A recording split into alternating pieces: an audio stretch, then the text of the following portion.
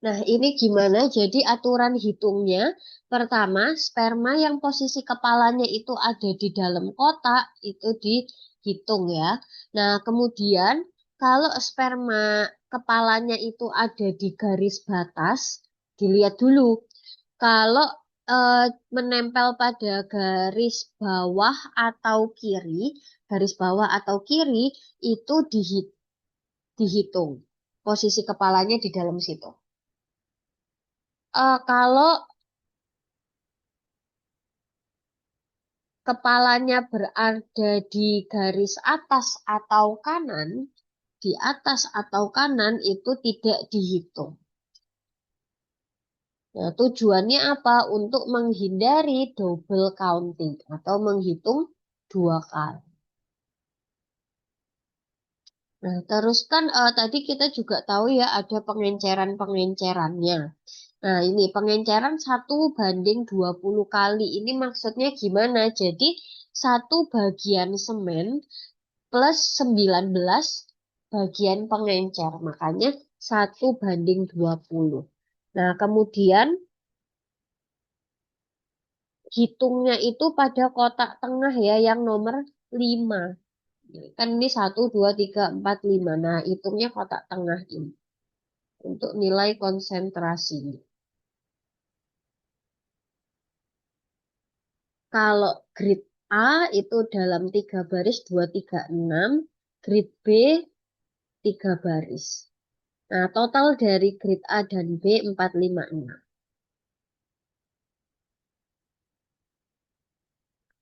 Nah, tadi kan ada tabel selisih. Nah, itu ya, selisih yang diperbolehkan berapa maksimalnya. Terus kalau nanya kenapa kita ngitungnya harus pakai kamar hitung Neubauer ini, karena gridnya tadi sudah ada volume standarnya. Nah, rumusnya apa? Sebenarnya ada rumusnya ya. Ada nggak ya di PPT kalian? Aku tuliskan dulu aja. Ya.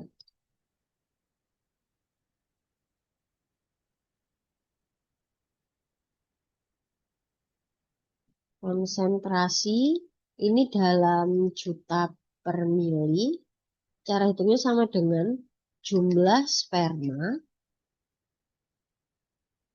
yang dihitung dikali faktor pengenceran dikali 10 pangkat 4.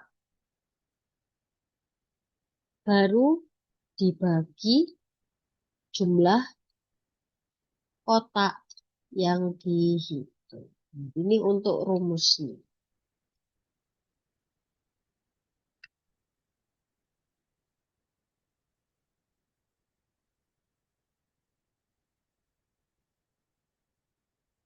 Nah, ini untuk jumlah perbedaan-perbedaan yang masih bisa diterima ya.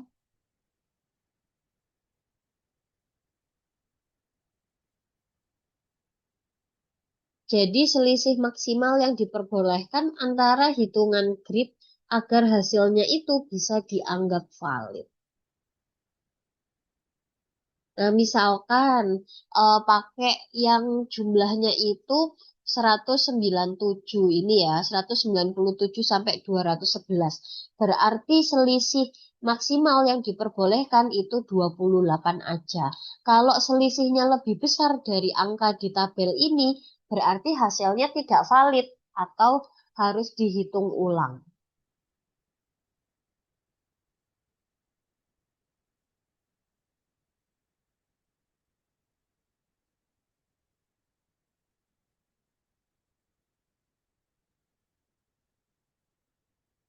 Nah, ini contoh perhitungan konsentrasi ya. Misalkan pengencerannya tadi 1:20. Nah, terus kan kotak tengahnya yang nomor 5. Terus grid A plus grid B itu totalnya 4, 5, 6. Selisihnya 16. Nah, tinggal dihitung konsentrasinya pakai rumus yang tadi aku kasih ya. Jadi, eh, bisa pakai ini N per N kali 1/20 kali faktor pengencer ini juga bisa pakai. bisa pakai rumus yang tadi atau yang ini. Kalau yang ini, N yang per atas, ini totalnya 456, terus dibagi N kecilnya.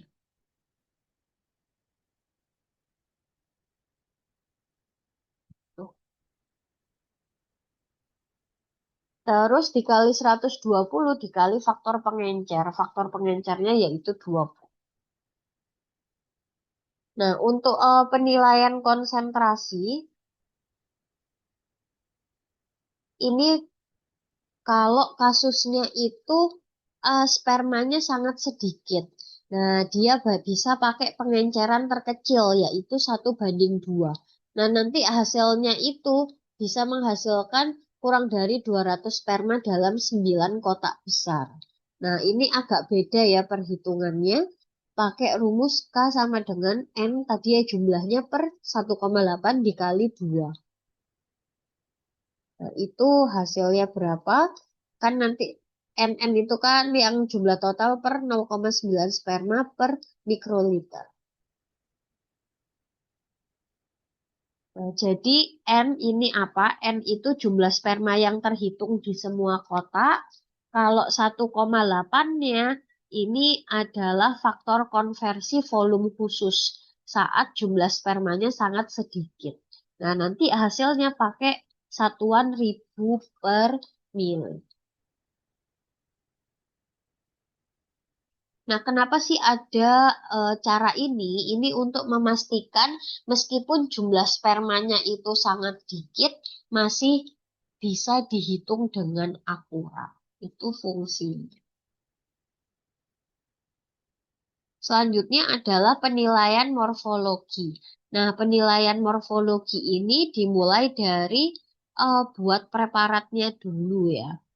Nah, untuk buat preparatnya, pertama diteteskan 10 mikroliter semennya tadi ke ujung gelas objek. Nah, baru di slide.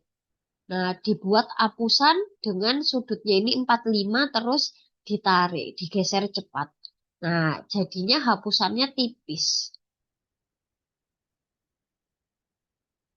Jadi digeser cepat supaya hapusannya jadi tipis dan merata terus tidak menggumpal. Nah, jadi ketika diamati, itu tiap selnya bisa dinilai dengan jelas. Nah, untuk terus setelah tadi di slide ya, ditipiskan, ditunggu sampai kering, baru diamati persebaran spermanya apakah sudah cukup rata. Kalau sudah, diwarnai. Jadi setelah kering tidak langsung diwarna, diperiksa dulu spermanya rata atau enggak tersebarnya. Nah, terus diwarnai. Untuk pewarnaannya tadi ya ada yang namanya Papaniculau ini. Papaniculau stain ini yang paling direkomendasikan oleh WHO karena dia paling akurat dan dia detail gitu. Nah, kalau Papaniculau ini misalkan nggak pakai ini, bisa pakai triple stain atau merk stain. Ini alternatif ya. Dia itu evaluasinya lebih cepat, tapi yang paling akurat dan detail yang Papaniculau.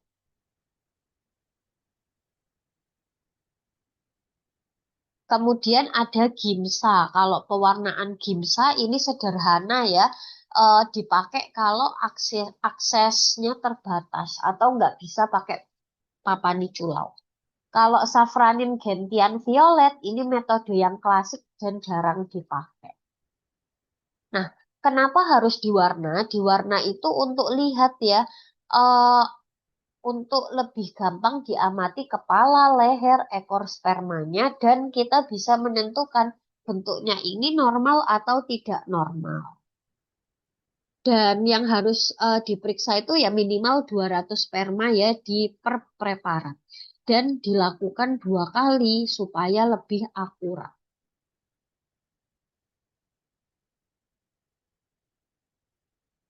Nah, ini ya minimal 200 spermatozoa 2 kali.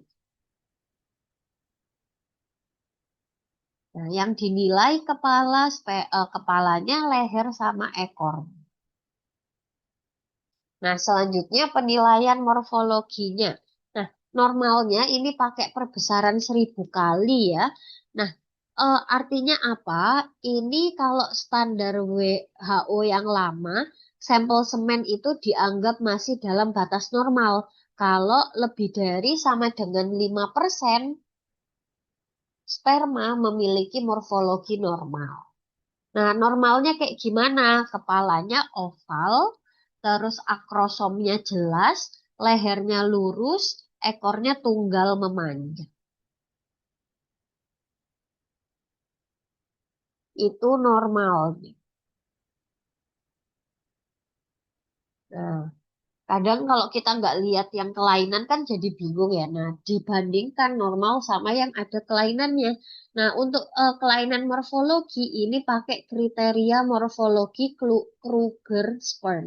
Nah, jadi mulai dari kalau ada permasalahan atau defek pada kepalanya, ini ya ada yang meruncing atau tapered, ada piriformis kayak buah pir, ada yang bulat kepalanya, round, yang mana tidak punya akrosom atau akrosomnya kecil. Terus ada amorphous. Amorphous itu tidak beraturan. Nah, kemudian ada vacuolated, berarti bervakuol-vakuol. Terus ada small acrosomal area, jadi akrosomnya kecil, kepalanya gede. Nah, itu untuk masalah di kepala. Ada juga masalah di leher sama di ekornya. Kalau leher, dilihat ada lehernya ini bendek kayak gini apa enggak. Terus apakah asimetris? Terus apakah tebel lehernya atau lehernya tipis?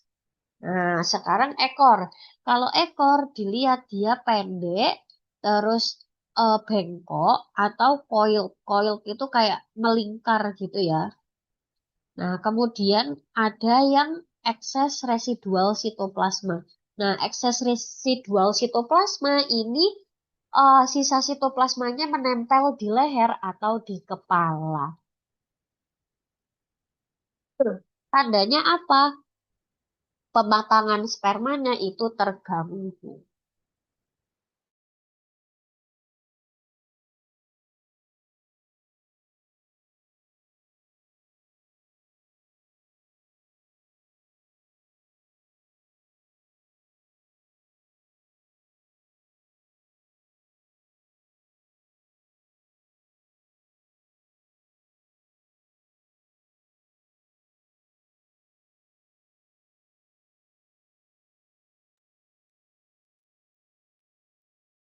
Nah, ini kalau morfologi by Strick tadi ya, by morfologi oleh Strick-Kruger atau Tigerberg.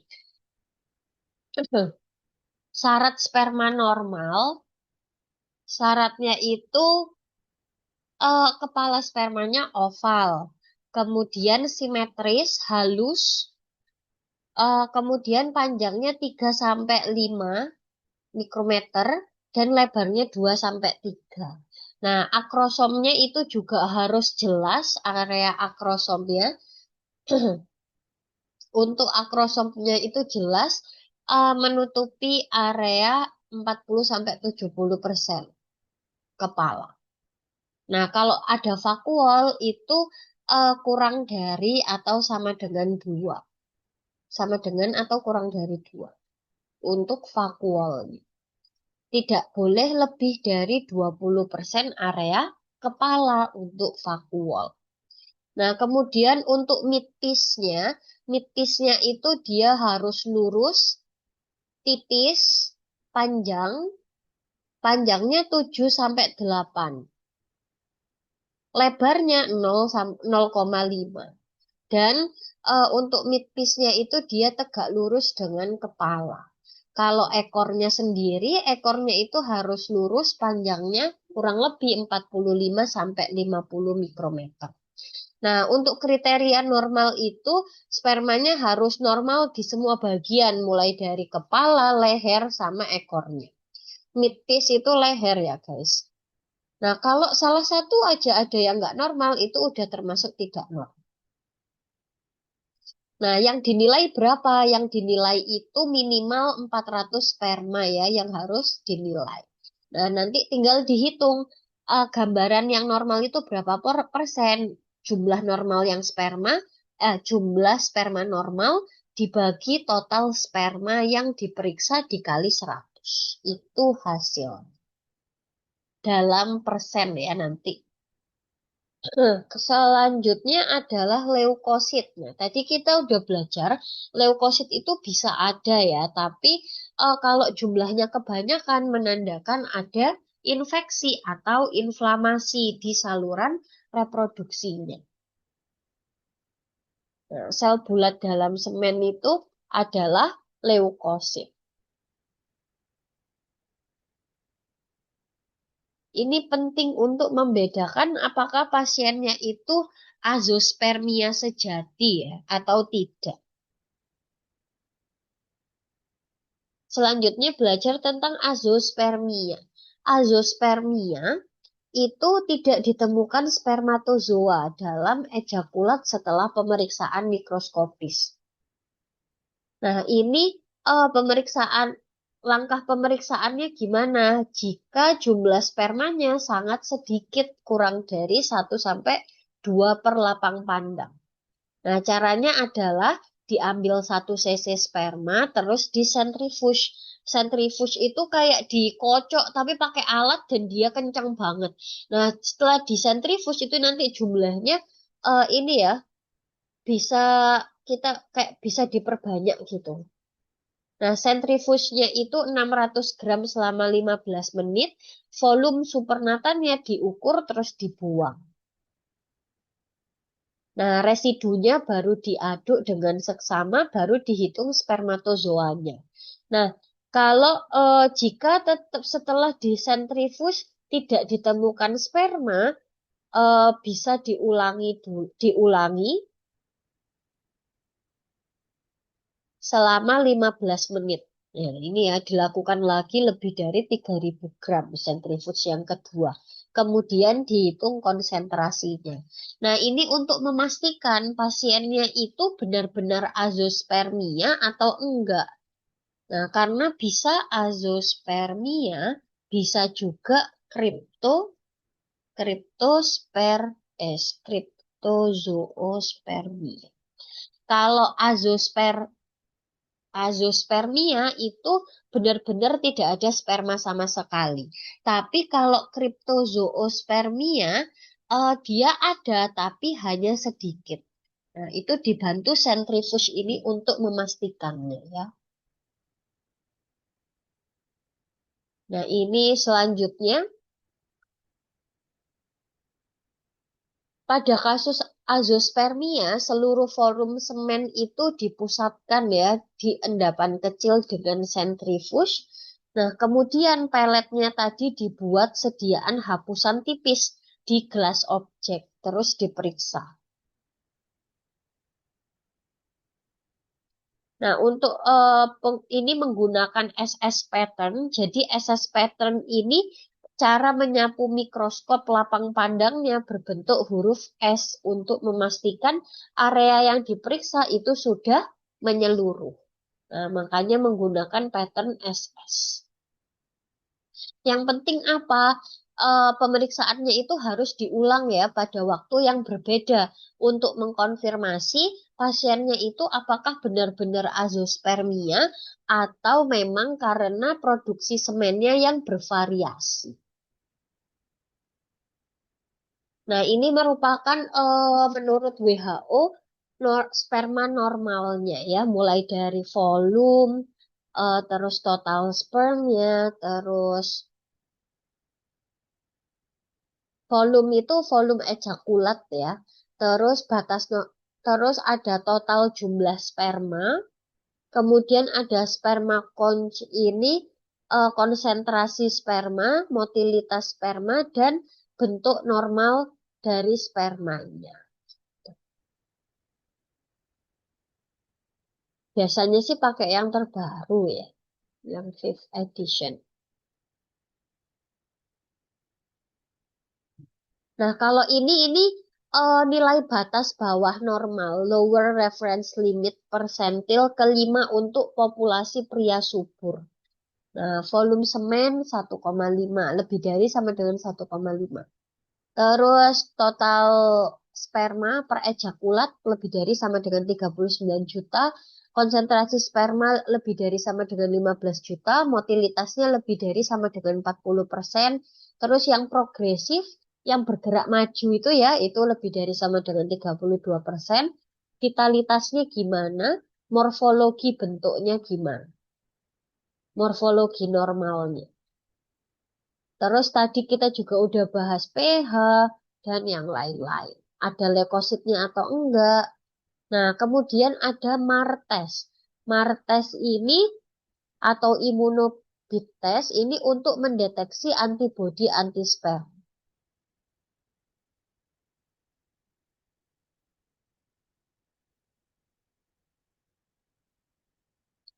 Nah, ini merupakan distribusi ya, parameter yang eh, parameter semen persentil populasi pria subur. Kalau sentil kelima, sentil kelima, dia nilai terendah yang masih dianggap normal, sedangkan sentil 10 itu dianggapnya lebih sedikit lebih tinggi. Nah, untuk kriteria diagnosis laboratoris ini yang perlu dihafalkan dan dipahami ya. Ada yang namanya oligozoospermia. Kalau oligozoospermia ini jumlah atau konsentrasi spermanya kurang dari normal. Nah, kalau tadi ya, kalau WHO itu bisa kurang dari 15 juta atau kurang dari 39 juta per ejakulat. Astenozoospermia, dia motilitas progresif spermanya kurang dari normal. Nah, motilitas progresif berarti kan spermanya bergerak maju itu berapa? Nah, harusnya kan lebih dari 32. Kalau kurang dari 32 masuknya astenozoospermia. Kalau teratozoospermia ini bentuknya. Bentuknya yang normal berapa? Harusnya yang normal bentuknya lebih dari 4% ya. Kalau terato berarti kurang dari 4%. Ada yang namanya OAT. OAT ini kombinasi oligoastenoteratozoospermia. Jadi tiga-tiganya jumlah spermanya sedikit, motilitasnya jelek, bentuknya kurang bagus. Bentuknya yang bagus itu kurang. Kemudian ada nekrozoospermia. Nekrozoospermia itu sebagian besar spermanya mati. Sedangkan azospermia tidak ada sperma dalam ejakulat. Kalau hipospermia, hipo kan kurang ya. Hipo itu volumenya kurang, volume semennya. Terus ada aspermia, itu tidak ada ejakulat sama sekali, tidak ada semen yang keluar sama sekali. Leukospermia ada leukosit dalam semen lebih dari normal, lebih dari 1 juta. Hematospermia tadi ada kemerahan atau ada kecoklatan ya, ada sel darah merah di semen. Nah, ini perlu latihan sih sama perlu lihat aslinya. Kalau cuman dari kayak gambaran tadi kan kurang ya. Mungkin ada yang mau ditanyakan atau udah lumayan jelas, nanti tinggal diulang lagi. Soalnya kadang ini ya harus diulang-ulang terus kalau materi itu. Oke, kalau nggak ada yang ditanya lagi, nggak ya? Oke, kayaknya nggak. Nanti kalau Belum ada, dokter. oke, oke, sip, sip. Nanti kalau misalkan ada yang mau ditanya atau ada tugas atau mau request, bisa PC atau di grup langsung ya. Oke, Baik, dokter. oke, oke. Makasih banyak ya teman-teman sudah